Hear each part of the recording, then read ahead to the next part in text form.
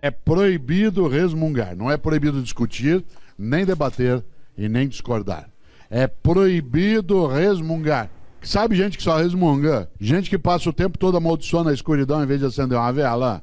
Sabe qual é a frase predileta do resmungão? É assim, que horror. Alguém tem que fazer alguma coisa.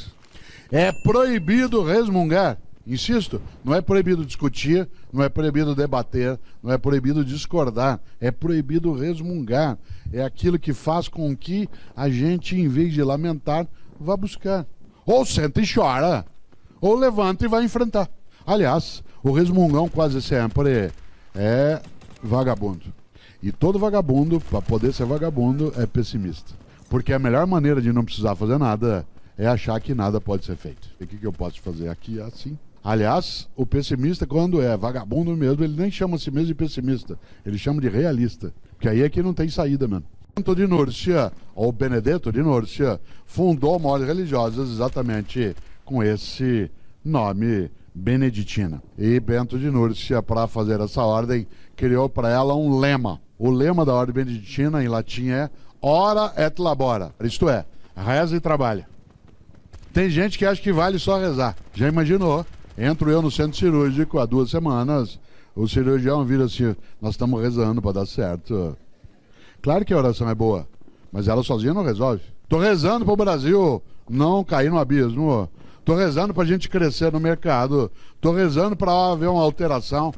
Isso ajuda até certo ponto, mas não é decisivo. Reza e trabalha. Só rezar sem trabalhar as coisas não acontecem. E só trabalhar sem agradecimento, sem reverência, as coisas perdem sentido. Por isso, ora et labora.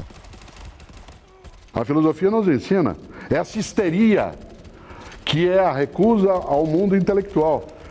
Hoje nós não temos uma ameaça ao modo como algumas coisas da cultura se movimentam. Nós temos um desprezo à cultura letrada. O desprezo à cultura letrada é um perigo. Goebbels dizia isso, quando eu ouço a palavra cultura eu saco minha pistola. Claro que Merleau-Ponty, um grande filósofo francês, era mais inteligente. Ele dizia, quando eu ouço a palavra cultura, eu saco meu talão de cheque. Certo? As duas coisas estão em movimento. Olha que coisa. Há um argumento aí que a gente não pode, de maneira alguma, né, deixar de lado. Quer dizer, a filosofia, ela ajuda a pensar naquilo que é a política como uma argumentação em que você procura o consenso. O consenso não é a derrota de quem não teve a sua ideia vitoriosa. O consenso é a possibilidade de quem não teve a sua ideia vitoriosa imaginar que isso não é definitivo. Todas as vezes que você tem que gritar numa conversa, é porque você não tem argumento. Em vez de argumentar, em vez de raciocinar, de levar em conta o que a outra pessoa está dizendo, você grita, começa a xingá-la e não sustenta a reflexão. Isso não é filosofia. A filosofia, ela serve para alertar que a ausência de argumento e a ausência da capacidade de ouvir o argumento que eu não tinha, ela exige que eu grite. Como eu não tenho a razão ao meu lado, não tenho a racionalidade ao meu lado, eu grito, berro, para ver se eu assusto o outro. Qualquer um de nós que é pai ou mãe sabe que quando você não tem argumento, você grita. E bate. E ainda diz uma coisa que é absolutamente ameaçadora e aterrorizante, que é, você vai ver. Se a outra pessoa do outro lado falar, vou ver o quê? Você vai ter que ter uma resposta. Como não ter resposta, a resposta vai ser, você vai ver. São pensamentos circulares que não saem do mesmo lugar. Hegel tem uma coisa que a gente não pode esquecer. Ele dizia, quando você exagera o argumento, você prejudica a causa. Se você exagerar o argumento, você prejudica a causa. Se eu sou alguém que tem, por exemplo, no campo da política, uma postura conservadora, em que eu sou avesso a alguns modos de organização da vida moral, e eu preciso ter argumentos para sustentar, para ver se eu convenço as pessoas, em vez de tentar vencê-las. Tem que tentar convencê-las. Se eu sou alguém que tem argumentos no campo da moral, de que cada um decide o que faz sobre si mesmo, que o uso do teu corpo, por exemplo, é uma liberdade tua, eu vou ter que usar argumentos para isso. Eu não posso dizer, você não quer assim porque você é tonto, ou se é idiota. Há uma diferença entre opinião e acusação. Numa rede social, a pessoa pode dar a opinião dela sobre a minha vontade. Se ela dizer, o Cortella é idiota, escreve mal, né, ele fala mal, ele não raciocina direito, isso é mera opinião. Ótimo, tua opinião.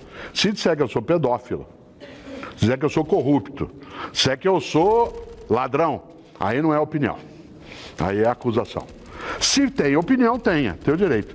A acusação tem que provar. Nesse sentido, a ideia de que há um território livre em que você pode dar a tua opinião à vontade é verdadeira. Coloque a tua opinião. Hoje o mundo digital permite isso. Mas cautela, porque ele não é a liberdade para fazer acusações sem que haja fundamento. Uma das coisas boas dos novos tempos, e que é preciso a gente superar, inovar e transformar, é uma lógica muito perigosa que é cada um por si, Deus por todos.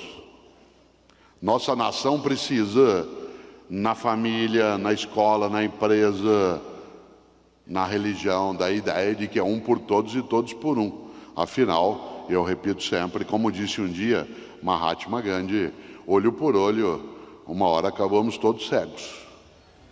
Olho por olho, uma hora acabamos todos cegos. Por isso precisa cautela. E eu estou dizendo isso nesse polo porque superar não é só aquilo que está dentro de nós, mas é superar também algumas formas nossas de fazer a vida coletiva.